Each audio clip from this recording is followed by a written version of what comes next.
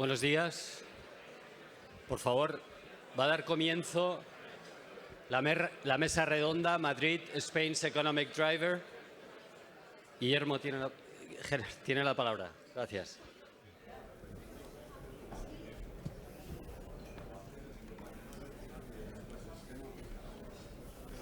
Sí.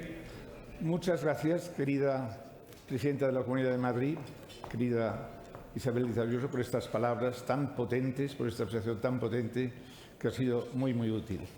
Y paso al inglés.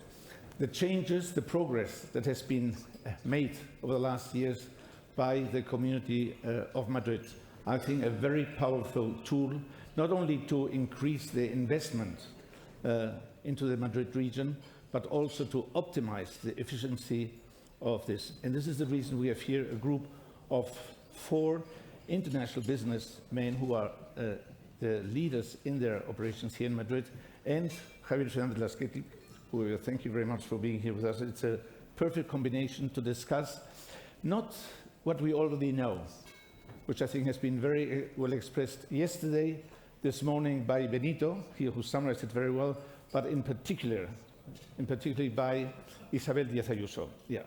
What we want to do today is look at what we do not know, the progress, the uncertainty which we all are facing in such a difficult environment. And I think the basis which has been set by the current regional government is based on a powerful infrastructure, a very open approach to bring talent to Madrid, to improve the talent pipeline here in Spain, and finally, a very successful liberal policy. Mrs. Presidente. The liberal policy, I think, is that has really made the change. And this is what we want to discuss now with all of you. I think what we, again, want to do is not to review all what we've done, but go to uncertainty, to discuss what needs to be done. We need to find solutions how to approach a very uncertain future. And for this, we have here 4 major companies. We have Mitsubishi Corporation, who has been in Spain for several years and is very powerful in the energy sector, particularly in the transformation of the energy. We have Ericsson, the president of Ericsson Spain, who has worked for 26 years, I think, in the telecommunications industry, a very different sector from yours. And I think you will tell us what you've done here in Spain and where do you see the future. Then we have American Express, who has done probably the most courageous thing in Europe over the last years, which is to bring the operations from the UK of American Express to Madrid. And I think I need to say this because you probably wouldn't tell us this, but they have 1,000 workers here in Madrid, 800 of which are foreigners who are working in Madrid exclusively for the international market in Scandinavia, in Germany and other countries. So I think that's very important. And then finally, we have here our representative from Temix. And you have been over 100 years through the different corporations which we have acquired. And you can give us also a very interesting view on the future of the regulations which you are suffering, probably, and are less competitive internationally. So I think if I can start by asking a very quick, powerful question is, what would you change individually with one sentence? What would you change for the future if you want to be successful and you want to grow in the Madrid community? It's an aggressive question, but I think, Javier, you and I, we have to listen to this very carefully because we have to then to implement what your desires, what your ideas of what we need to do. Can we start with you? Yes. Okay, good morning, everybody. Brief, 1 minute. Yep, so, okay, so let me put simply, yes, strong and coherent support from a government for a long-term investment. I would like to explain later why. Okay, thank you. Good morning, everyone. One sentence with 3 big things.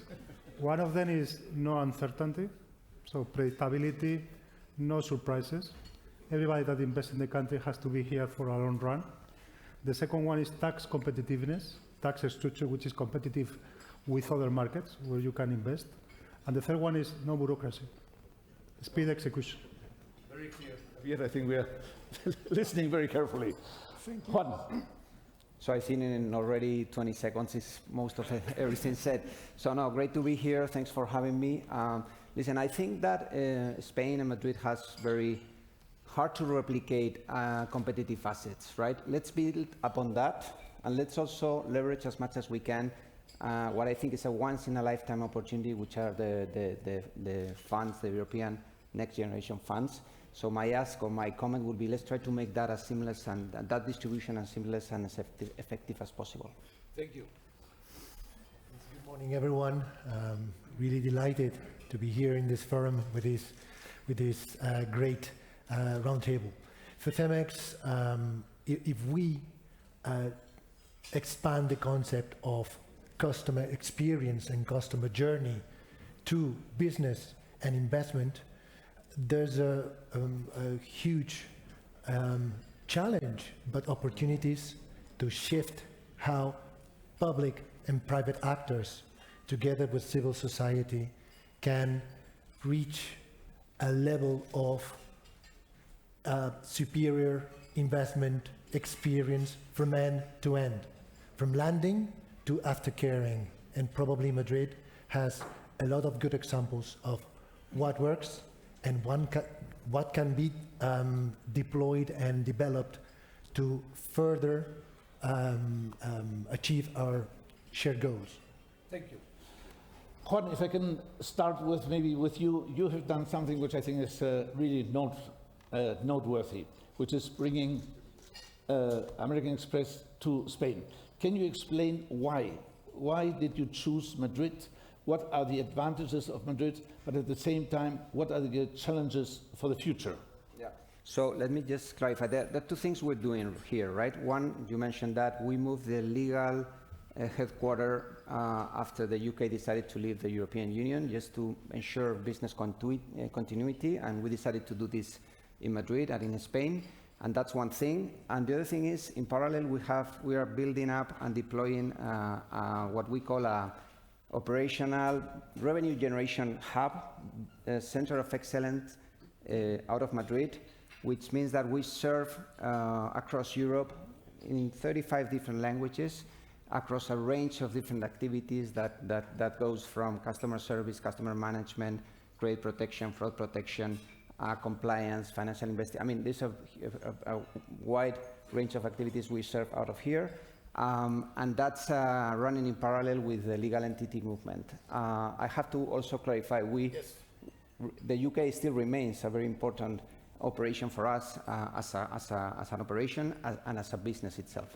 But having said that, in the last few years, what we have done, we have quadrupled our footprint here. So we now have more than 1,000, more than 1,200 colleagues sitting in Madrid. 80% of those, like I said, serving other European countries in more than 35 different languages. And basically, back to your question, why we choose Madrid, why we choose Spain.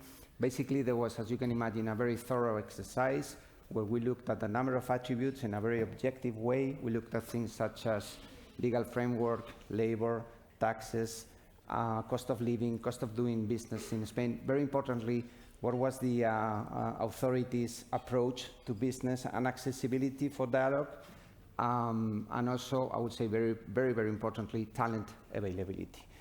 Out of that, Madrid and Spain came up as the option, and the good news is that this has been like 4 or 5 years ago, and the good news is that it's working well so far. We're really proud that has been the case, and I'm looking forward to continue growing this footprint here. Javier, this must have been the result of a very clear, well-defined economic policy of the Community of Madrid. Could you tell us again maybe the drivers of what are the pillars of the success of your economic business model, which I think has been very well explained by the President of Community, but maybe if you can summarize it in a couple of thoughts. Thank you. Thank you so much, and thank you so much for having this roundtable here in this Investor Day. I don't renounce to have my minute for my wish about doing business in Spain, and I summarize it in less taxes and less regulatory burden. so that President Ayuso stated just a few minutes ago. What are the key drivers of the economic model here in Madrid region? For almost 2 decades, we have been applying an economic model based on economic freedom, tax cuts, stability, and financial equilibrium. Tax cuts, we have been lowering taxes for 18 years in a row without raising any one of them. That policy has generated savings of 60 billion euros for the people, companies here in Madrid.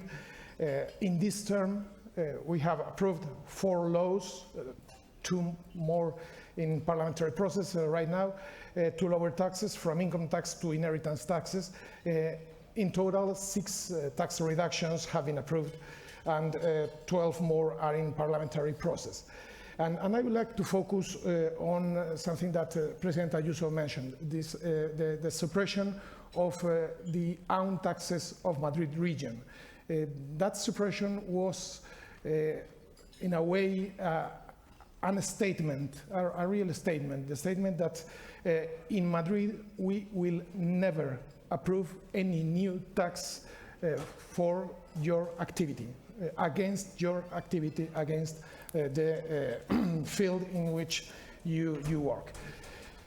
At the same time, better regulation. We created an open line against hyper-regulation, and so far we have eliminated regulatory barriers. In just 1 year, we have approved 140 regulatory improvement and administrative simplification reforms. And the results are, we can see it, first national economy, 19.3 of GDP of Spain.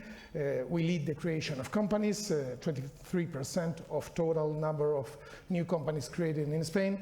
The most attractive region for investment, 73% of foreign investment here in Madrid, and also doing things as need to be done. We have the lowest public debt in Spain, with equilibrium, with financial equilibrium. The lowest public debt in Spain is here in Madrid. I think that's a panorama. Very good overview. Yeah. We have now talked about talent. I think one of the major challenges of foreign companies coming to Madrid is obviously the tax situation, the agility, the speed, I think very, very important, the predictability of what is happening in our economy. But I would like to ask you your experience with talent, because one of the major decisions is how does the talent pipeline look like here in Spain? And I think you have had some very interesting experiences. Again, why you moved Ericsson to Spain, to Madrid and to Malaga, but your main center is obviously Madrid, which serves the whole of the world market. Tell us about what did you find when you came here in terms of talent pipeline? Sure. Okay, maybe it's worth to do a super quick introduction of Ericsson. Ericsson is a leader company within the telco industry, has been in Spain for more than 100 years. So the centenary anniversary was last year. And we have in Madrid an R&D center with more than 1,000 engineers that are developing 5G core networks. The core network of a telco is like the heart of our body. So it's the most relevant piece, and it's developed in Madrid for every country where Ericsson operates, and we operate in more than 180 countries. So talent is critical because our business is super dependent on this. And I think that Madrid combines a very significant number of things that make it unique, especially a significant ecosystem. At least for our industry, has been able to attract some of the key operators in Europe, Telefónica headquarters, but also Vodafone has presence here, Orange has presence here. It has very, very good universities, and I think that is something that should be highlighted. Take into account that we are highly specialized, and sometimes we need to contribute with them. I'll give you an example. 5G generation is something that has been launched quite recently, but we have a master with the University Carlos III on 5G generation in order to train engineers for more than 6 years from now. So we've been cooperating with the university in order to provide the right training. When that happens, then you put on top of that the attractiveness of Madrid by itself. So it's a great place to live, good platform for public transportation, good infrastructure for telecommunications. The announcement that the President of Madrid just made, it really helped me to bring people that want to work here. It really helped me to attract very independent talent, people that is really competent. And I'll give you the last fact that I think is worth to share. Ericsson has like 100,000 employees worldwide. 26,000 of them are fully dedicated to R&D, so investigation. Last year, the one that was nominated as the Inventor of the Year, and this is like the Nobel Prize within our company, it was an engineer from Madrid. Her name is Susana Fernandez, and that person accounts for more than 30 patents worldwide on mobile evolution. So I think that talent in Spain, and especially in Madrid, is fully granted. I think you're investing a lot also in lifelong learning of your talent. So the talent is flexible. They have to adapt to very fast-moving changes. I think that's another secret of multinational companies being successful here in Spain. Is that correct? Indeed. Yeah. And it has to be like that, because one of the key competitions of technological companies is for talent attraction. So you need to feel, or the employees need to be that you're appealing in order to expand your learning through the full life cycle. So one thing I need to say is that permanent talent, they want to stay here. The quality of life of Madrid has been named #1 in the world by the Mori, a Japanese company, the Mori Foundation. Quality of life in terms of livability, #1. Great to work, fun to live. Can I ask you now a question talking about Japan? What are your expectations in terms of the legal structure, regulations in Spain for the future of Japanese companies? And if you can also maybe very briefly, you have 250 companies from Japan here in Madrid. What is your experience? What is the feeling? What is the culture of the future of Japanese companies in Madrid?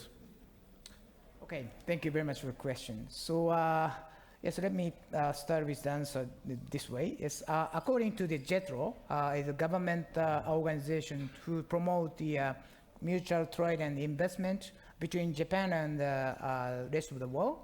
As you said, that approximately around 255 Japanese companies has presence in Spain. And they extend across a diverse range of the industries, such as automobile, pharmaceutical, chemical, digital, food, energy, logistics, and so forth. So it's a very diverse range of industry. So therefore, I can't speak for all of them. But I would say, yes, I would like to point out these a couple of Spain's opportunities advantage that we recognize in general. The first, Spain is a foothold and gateway for us to access and reach to the European market, as well as Latin America for that, yes, geological reason. And second point is a collaboration and strategic relationship with the Spanish company, which serves for extending and expanding the business in the South countries, like European, not only Spain, but Europe, as well as South America or Asia, even Asia. And third point is that the existence of the Spanish global companies, which we pretty much feel confident and comfortable to work with, because we can talk about in the same language and same manner. Yeah. Yes, talking about legal is an issue. It's a bit difficult to answer. But as relating to my first answer to your question, is that for the company like Mitsubishi, we like to invest in for the long time, especially for the energy or power business. Then stability and coherent support with the legal stable legal framework is essential for us to do a business here in Spain. Yeah. Thank you. Antonio, you work in CEMEX in a very regulated environment. Yes. I think so, which makes you internationally probably less competitive because there are other countries like Turkey who have much more freedom in terms of how they produce and how they export. Can you tell us about your concerns, what you would like to see in the future in terms of regulation, reduction of regulation, more freedom, if it's possible, because we not only work with Spanish legislation, but also Europe-wide legislation. That, I think, is one of your problems. Tell us about your concerns, what you... Cemex is a global company with more than 110 years of history, 30 years in Spain. The assets we operate in Spain, most of them have more than 100 years. So it's not that Cemex founded our operations in Spain. They come from a very large and successful history. We like to speak as a double, from a double standpoint. First, we are an investor, mainly foreign investor based in Monterrey, Mexico, but with local operations. So we are in the communities.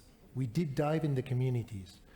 We know, based on this experience, regulations worldwide. We are, as an industry leader, we are firmly committed to be carbon neutral by 2050. And this is, to achieve this, is key that non-market aspects do not stop market dynamics. So industry in Spain is highly competitive. It has been always, not only in construction material sectors, engineering, construction, architecture in Spain have done a lot of progress worldwide. So regulation, if we are aiming to transform our industry throughout a massive investment effort, regulation and ecosystems should enable that the deployment of that investment and that effort see the lights as soon as possible.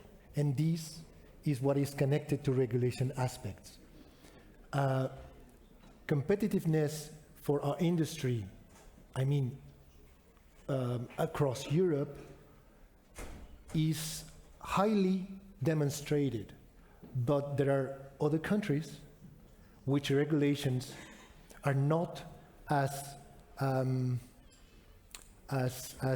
demanding as European and the Spanish regulation is.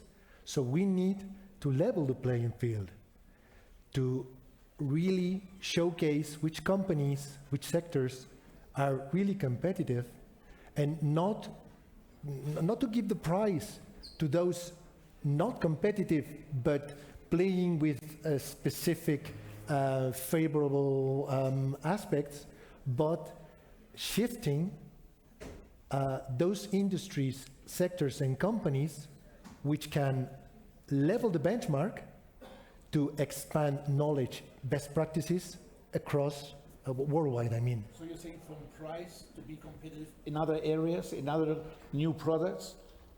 Yeah, Could you? Yes, going back to our great goal of being carbon neutral by 2050, probably in Europe we will accelerate that pace. CO2 regulation is one of the key pillars. Circular economy as well. Sustainability, right? Sustainability, yes. Our industry, and as we see it in Cemex, we are now more than ever part of the solution for many challenges for our society. Sustainability is one of those. Our industry can reduce in a very relevant way not only our own CO2 emissions, but we can help other industries, construction for example, to achieve their net zero strategy.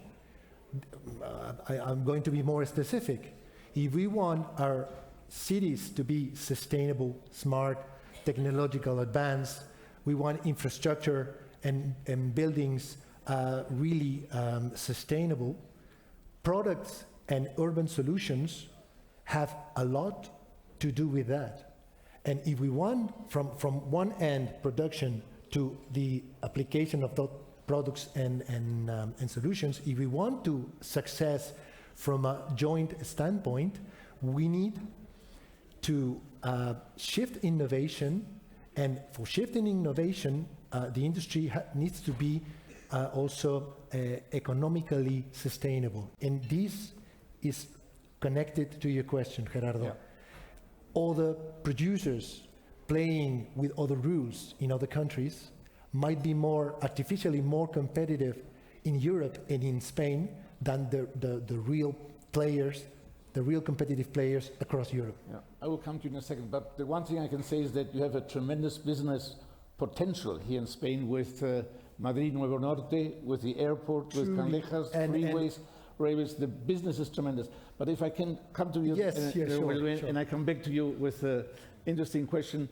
The President talked to us about this new potential, hopefully not realizable law or regulation about a wealth tax for the rich people, a special tax for the energy and the banking sector. Will this have an impact? Will this have an impact on the Madrid economy, on the dynamics of our region? Well, we think in our experience... I think that is the question.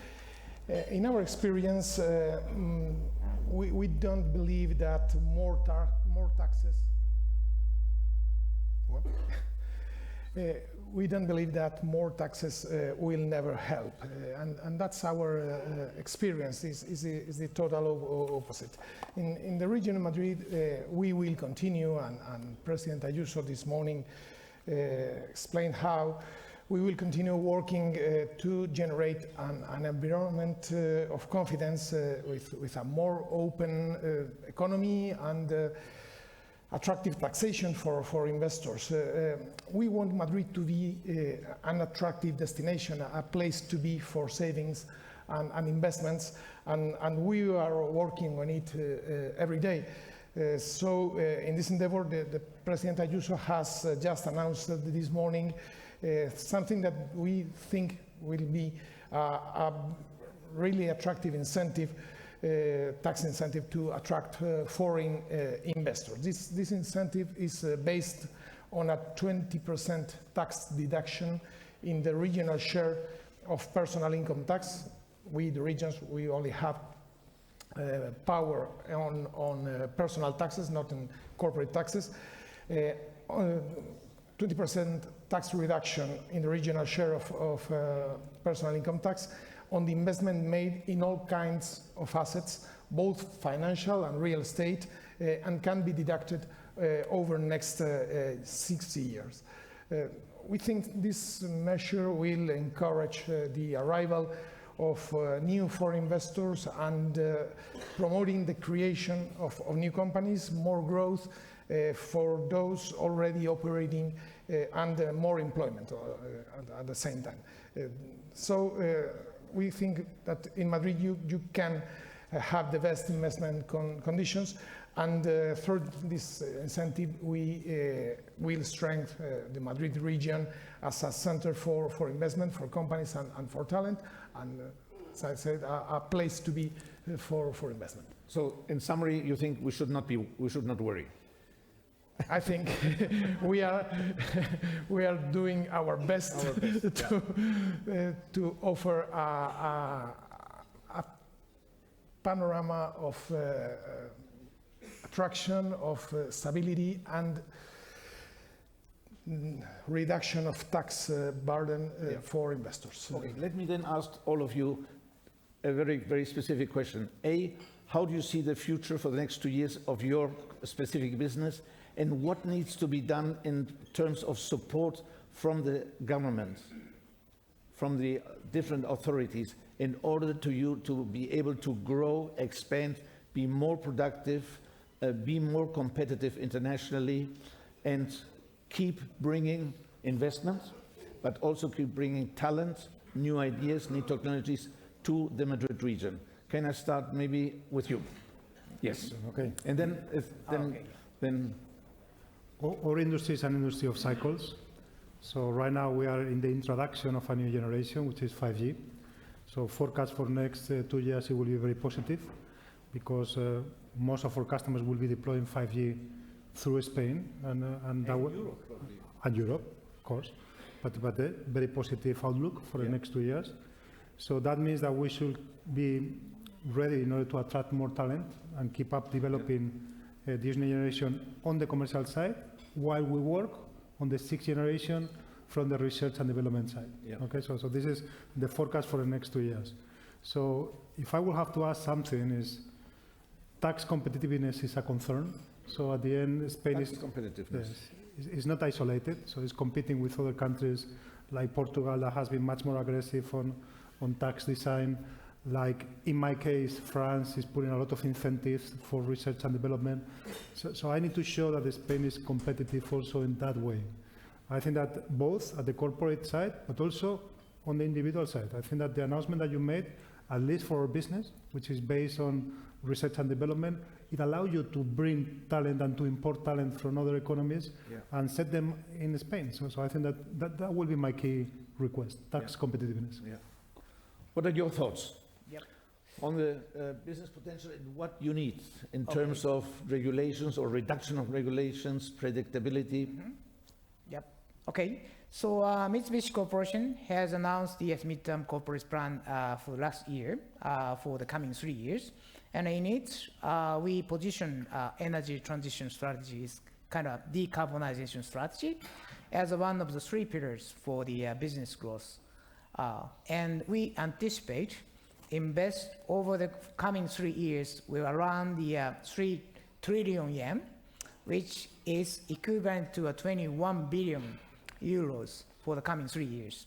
And out of which we plan to invest 8 to 9 billion euro in the EX, energy transformation related business all over the world.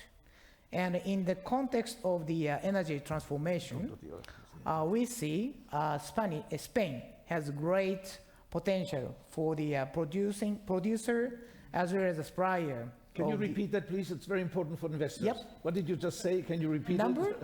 Yes. Okay. It's a great opportunity. I want you to say it very loud. Okay.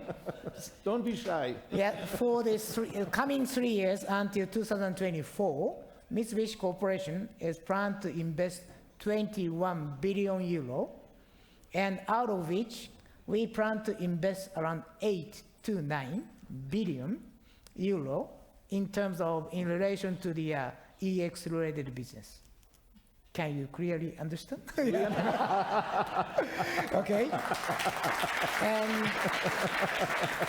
And talking about Spain, we see that Spain has a great potential as a producer or supplier of the green hydrogen, as you know, and its derivatives like green ammonia, green methanol, e-fuel, etc. And actually several large-scale projects has announced recently. So we, Mitsubishi Corporation, is now in a specific discussion with some Spanish companies, leading companies, regarding collaboration and investment trade in those fields, with a view to establishing a green hydrogen value chain, focusing on the Spain as a supplier of green hydrogen and its derivatives. And in Europe, including Spain, is also the current difficult situation with the high inflation or soaring energy price, which may force a temporary slowdown, but we Mitsubishi Corporation believe that the direction of accelerating a transition to the clean energy has not wavered at all. And talking about, wish list or Wish what list, we, yes. Yes, because creating the value chain of the hydrogen or this kind of energy infrastructure, that requires as you know, that significant capital investment, as well as the coordinated effort of the every stakeholders involved in the project. So to make that happen, And also we need to off-take agreement or EPC contract or financial agreement at almost the same time. So to get this thing done in a timely manner, we believe that the following two points are critical and essential. The first one is strong and coherent support from the government for the long-term investment. And second point, agile regulatory framework to accelerate the permitting process as well as access to the subsidiary. So those are the points I would like to make. Yeah, thank you very much. Very useful. Juan, you've heard some of the comments which our friends from Mitsubishi told us. What are your thoughts on how can you increase your presence in Spain? It's obviously very difficult. You have already done it. It's history now. But what recommendations would you give other companies who are already in Madrid but want maybe to increase their presence in Madrid, bringing other divisions from other countries to our city? What would be your recommendations? You're in a very specific situation because you not only report to Spain, but you also report to Brussels. Could you explain that briefly, your dual relationship between the Bank of Spain and the European community? Yeah. And the problems you're facing and the opportunities. We are looking into the uncertain future. How can we bring investments to the Madrid region? A lot of questions. A lot of okay. So very interesting. So yeah, let me try to explain this a little bit. I mean, I think we all know that we operate in we operate in payments, financial sector. We operate in a regulated market, and that means that we are obliged by local regulation, but definitely European regulation, right? Our lead supervisor, as the legal entity sits in Madrid, in Spain, is Bank of Spain for the financial dynamic. There are other supervisors, but that's the main one. Our main counterpart from a regulatory perspective is Spanish Treasury, Spanish Ministry. And then obviously we have relationships, and we need to observe European regulation, right? That leads me to one of the main challenges we face, and one of the things we're working on, and I know it's not only us or only the industry, it's also the authorities are aware of this and working on that as well, which is the need of harmonization of regulation. I'm sure that happens across many different industries. When it comes to payments, when it comes to finance, it's a big challenge. Even if you have directives that are meant to be harmonizing things, then when you transpose that, the outcome is not necessarily the same. In some cases, even when you have the same transposition, the same rule, written the same way, different supervisors in different state members interpret that differently. That's a challenge when you operate like we operate here pan-Europeanly, because you cannot operate in an opposite way in one country versus the other. You need to be consistent, and that drives an efficiency, and that drives a lot of uncertainty on legal and security. That's the second challenge I would say is very important. From a European perspective, I would say this is not only Spain. I think particularly for Spain, but also for Europe, it's been said here before, is very important. Legal certainty. I mean, any investor is looking for 3, 5, 10 years time frame. We have to avoid a change in the rules of the game in the middle of the game. That's very important, and we need to be predictable, right? So that's the other thing. And the third one I would say, and yes, I'll finish because I could go on, but I think it's very important as well, and I'm pleased to say this is the case in Madrid, this is the case in Spain, I was saying, this was a factor, and it's openness and collaboration and dialogue with regulators is very important. Everybody has to do what they have to do. Obviously, we have different roles, but at least understand and talk to avoid unintended consequences, because sometimes we face consequences that are harmful for the market, harmful for the customer, harmful for shareholders and the communities we operate in, just because somebody didn't predict it was going to happen, because somebody didn't listen to the key stakeholders that was a risk. So those three things, predictability, harmonization, and dialogue, I think are crucial. Predictability, very important, yeah. Javier, we've talked about infrastructure, We've talked about when a foreign company comes to Spain, they want to see things in place, infrastructure there, not only physical infrastructure, or intellectual infrastructure, legal infrastructure, everything should be there. Tell us about the Madrid community, what your goals are, what you've achieved, and what is your next step in getting foreign companies more attracted to our region. Certainly, this aspect is really is really important for foreign investors and for every company. And I think in Madrid they will have or they have a top-notch level of infrastructures in transport, in logistics, digital infrastructures. Transport infrastructures. We have highway connections within all Spain, node of the most extensive high-speed rail network in Europe and the world's second after China. And I think that's really important. And of course, the importance of the airport, of Madrid-Barajas airport, that is the second largest airport in Europe in terms of capacity, the fifth in terms of passenger traffic, and sixth in terms of cargo traffic. Something that is really important is that Barajas and Madrid as a whole is a real gate to connect Latin America and Europe. Barajas concentrates 25% of direct flights between the European Union and Latin America, and provides direct access to 220 destinations in 74 countries. I think this is really important, and now we are watching how much important are these connections between Latin America and Spain, and especially Madrid, that it's a real Latin American capital city right now in the world.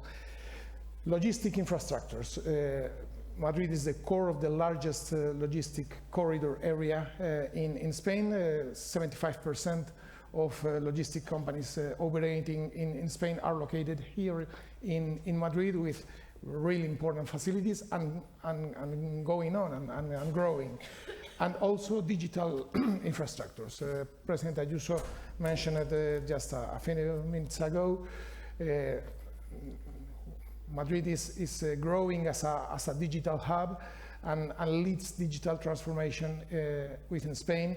It houses the headquarters of main international tech companies, some of them present in this roundtable, and with more than 30 data centers operating, and more than 14 or 15 coming. So I think that is a guarantee for companies to have here in Madrid the ability to connect, the ability to be really in a network, physical network, digital network, etc., with all over the world, but especially with Europe and Latin America.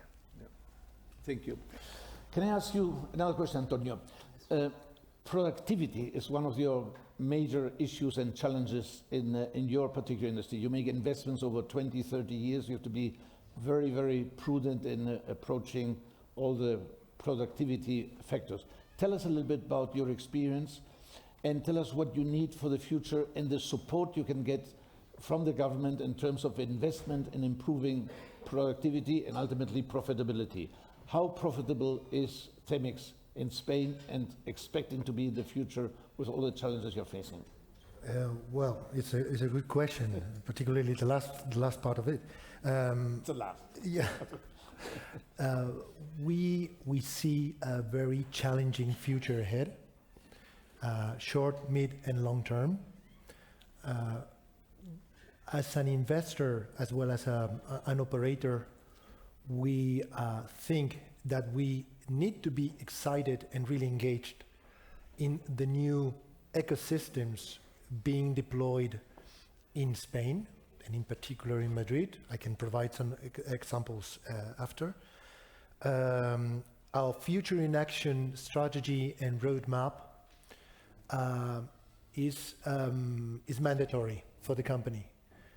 It has 6 pillars and different leverages based on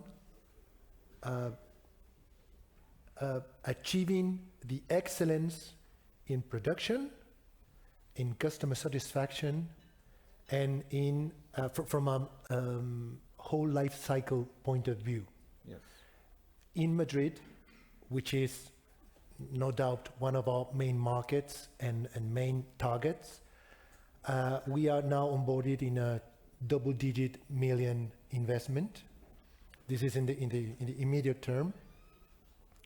We see many great opportunities in Madrid, and Madrid Nuevo Norte, Madrid Nuevo Sur, Tres Cantos, many urban developments are key for CEMEX.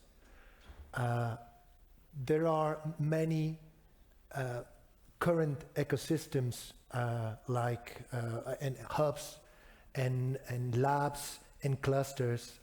We can provide some examples. We are part of Madrid World Capital for Construction, Engineering and Architecture. This is our sector. Madrid Innovation Lab. We see a very strong public and private collaboration in Madrid, and many key players, public and private. Fundación Metrópoli is one of the big references. Yes. You know, we are a global player, and as Europe is leading part of the global agenda, Spain and Madrid is also a reference outside Spain. Worldwide, yeah. Yes, for CEMEX. And our colleagues say, what are you currently doing in Spain? What's ahead? So what is coming afterwards to the different territories in which CEMEX operates? And So we are a reference in terms. no doubt, no This doubt. is very important. For CEMEX worldwide, you are. And we, as CEMEX Spain, we are. So inside CEMEX, many of our colleagues are trying to identify best practices, showcases, and to set a new target as benchmark to be deployed in each of our territories. Are we, in terms of production, we think we are. We think we can do best. And for doing best, not only from an internal standpoint, we need agility, simplification, predictability, consistency, homologation between the different delegations, Europe, Spain, Madrid, even local, meaning local taxes. And when we see a panorama of consistency between the different levels and the different administrations, we really see an opportunity for investment. Thank you very much. Juan, can I come back to you with a question? I think we've talked about infrastructure, we've talked about predictability, but let's go back to the human factor. Talent, yeah. I think you had some good experiences in talent. Is talent leaving you? Are they coming? Are they coming from foreign countries? What attracts talent to Spain? Obviously the business opportunity, but why don't you tell us more in detail about your experience with talent? Well, I think it's And then I come back to you, because I think talent is something which the region has to also very much take care of and focus on. Yeah. But So I think it's been explained already. I mean, Spain and Madrid, one of the most visited places in the world for tourism. And just like people come here to visit, people realize that it's a great place not only to visit, but to live, to work, and to invest. And that makes talent availability, foreign talent availability, not only available, but also in terms of retention. What we've learned in our experience compared to other markets is that the retention level are significantly higher. Now, I'm not going to shy away from the fact that there is a talent war out there in Madrid, in Spain, but also across Europe and obviously other regions. That's there in certain industries, whether it's digital, touristic industry, healthcare. I mean, there are certain areas where there's a challenge. But having said that, our experience, Amex perspective, has been very positive. Like I said, only in the last 12 months, we have hired hundreds of people in Madrid that talks different languages, and it hasn't been a walk in the park, I have to say, but I would say that if you have the right employer proposition, if you offer career perspective, if you offer flexibility, if you offer diversity and inclusion, at the end of the day, you are focused on a colleague experience strategy. We have even beaten our own projections that were aggressive to start with. So we're very pleased with that, and I think is one of the assets that we need to continue taking care of, and the type of measures that invites more foreign talent to come to Spain and to Madrid are more than welcome. Yeah. Following on these comments, what is the Madrid community going to do in terms of developing the talent pipeline? I know we have very good business schools in Madrid, but please. Well, let me go back 2 years ago, or 3 years ago exactly, to the pandemic moment. At that moment, Madrid remained open. Every one of us, we remember all across Europe, all across America, all big cities closed and Madrid remained open. Open bars, open restaurants, open companies, open the economy, open even the opera. And it worked. And that created a momentum of vibrance. Madrid is a vibrant city and a vibrant region right now, a place to be. And I think it's really a moment that something different of another times in Madrid recent history, a moment of cultural and social vibrant, that it's differently a moment also of economic and in terms of business, a vibrant moment for Madrid. And all that we think attracts, and we are engaged in a policy of attracting and growing talent. The experience of companies like American Express, Ericsson, Mitsubishi, or Cemex is the best way to show how you can find talent in Madrid. But some months ago, we wanted to dig a little bit more deeper in the how much talent you can find in Madrid, and let's see what LinkedIn says, as all of us we do when we are trying to find talent or learn something about talent.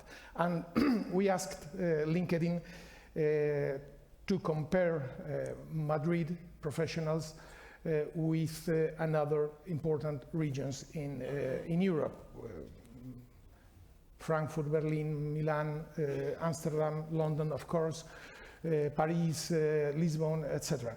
And we obtained, or LinkedIn told us 3 outcomes that I want to share with all of you. First, there are almost 400,000 high-level professionals in Madrid open to new opportunities. It's the second region in Europe, right after London, with such an important number of professionals open to new opportunities. Second, Madrid attracts talent, attracts people from United Kingdom, from France, from Italy, from Germany, from the States, of course, from all across Latin America, and especially right now from Latin America. And this is really, really important to have more talented people here. And third, we are the second region in Europe, after London, in attracting talent and highly qualified employment with the most globally demanded skills by companies, such as digital transformation or project management, etc. So I think in Madrid companies can find talent. Of course, we have 3 of out of the 10 business top business schools in Europe. 3 of them are here in Madrid. 19 universities. We wish to have more universities. To have more universities is not a problem, it's an opportunity.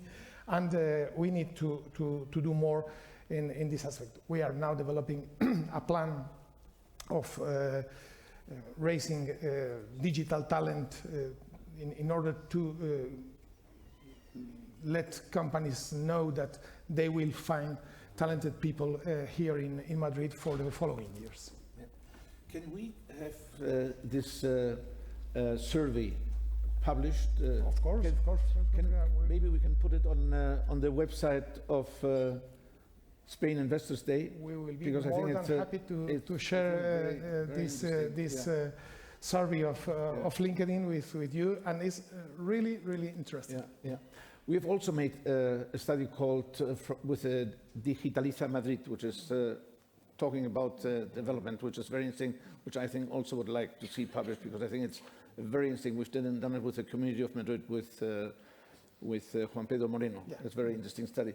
And maybe a last question to you about, because you work in a very high-tech environment, the telecommunications industry, which needs constant change in terms of the talent development, talent requirements. Yeah. What has been your experience, and does your talent stay in Madrid? Obviously, quality of life is very good in Madrid, pay is good, taxes are quite acceptable. What is, tell us about your experience, and what would you recommend to foreign companies coming into the Madrid region? Vicente. To be honest, our experience has been really positive. It's true that you don't build it up in one day. We have established our first research and development center in Madrid in 1984. Today we have agreements with all the universities that are in the Madrid community and some of the key labs, because we are highly tech, and even we have created some of them with some partners, because you need to get involved. As I was mentioning before, with the Carlos III, we promote part of the content that these engineers are taking. But the reality is that one, that you have done this effort and that people come into the company, one of the key differentiators of the Research and Development Center in Madrid is the staff turnover. It's more than half than other cities in Europe. Okay? And the reason behind probably is more linked to the country, to the city of Madrid, because it has most of our engineers, than to the company, because we operate Ericsson more or less in the same way in London, Berlin, Paris, or Madrid. And I think that that's the key thing. I think that you need to look at this with a long-term view, take into account that within our company, since we think in a new generation or a new technology, until we launch it on commercial services, it takes more than 10 years. So you need to plan for the long term. If you do it, if you are able to grab with the right partners, your customers, other startups that will probably cover something, the people that is training the engineers that will come to the company, I think that they will come back in the sense of loyalty. And Madrid has one of the lowest staff turnovers that we see in Europe. That will be the summary. Yeah. And for the future, what do you expect the Madrid government to do for the future in terms of the talent pipeline? Well, I think that it's a difficult question. Most of the things mentioned by Javier make sense. I mean, at the end, we need to keep up building talent. Talent is one of the most scarce things that you can find on business. So it requires a lot of focus, and it's also a long-term plan. So as many universities as possible, that is needed, but then it has to be a strong cooperation between the corporate industry and the universities in order to focus on the right things. Sometimes university, due to the design, they are not agile enough in order to move into the right spaces at the path that is required, but very competitive technology companies across all the world. So you need to get involved into that. So I would say outlook for Madrid should be good. Outlook for Madrid should be, in that space, it should be brilliant. I think that take into account, we do have in Madrid almost 6% of the total research and development staff that we have worldwide, and that is worldwide 26,000 people. In Madrid is almost 1,000 engineers. So I think that by doing the plan that Javier just mentioned, I think that we're on the safe side. Yeah. Well, if I can end up by just summarizing very briefly, we've talked about infrastructure, we have talked about talent, we have talked about productivity, the regulatory environment, the needed predictability which we need in the future. And I think we've made it very, very clear where we see the future of the larger multinational corporations operating in Spain. And Javier, it's a challenge, but I think so far you've done extremely well. In sailing terms, you say you're sailing a right course. But I think what is very important is that we all believe what is being said, we take note of it. And I think as somebody yesterday in one of the roundtable asked, would you invest in Spain? Would you invest in Spain? Would you invest in Spain? Yes. So I hope we're all on the same track. Thank you very much. This has been very useful. Thank you very much, Javier.